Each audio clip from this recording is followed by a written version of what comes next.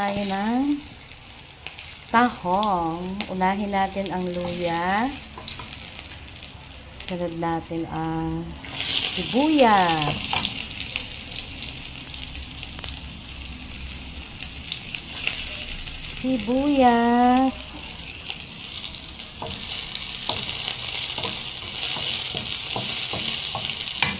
At uwang ba.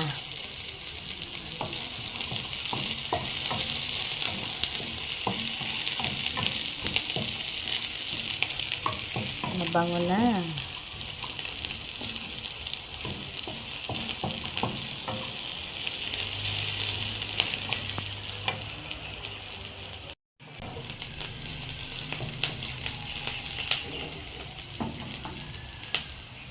Lagyan natin ng tubig galing sa brine water.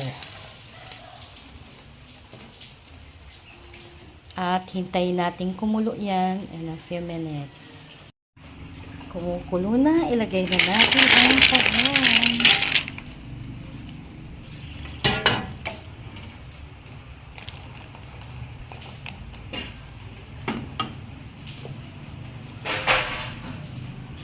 Tapos, seasoning.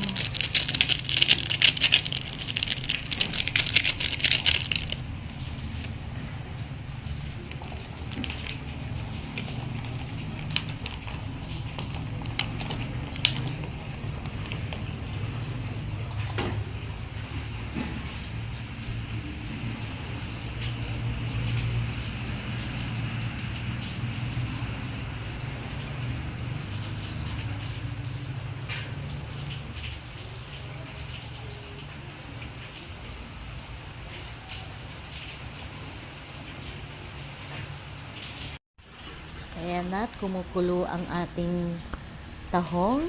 Naglagay din ako ng talbos kamote. So, ang talbos kamote pala po ay mayaman sa vitamin C and antioxidant din siya. Nagpapataas din ng platelets ng ating dugo kung tayo ay nadengge. So, mainam na kumain tayo ng talbos kamote. Ang tahong naman po ay rich in zinc and iodine.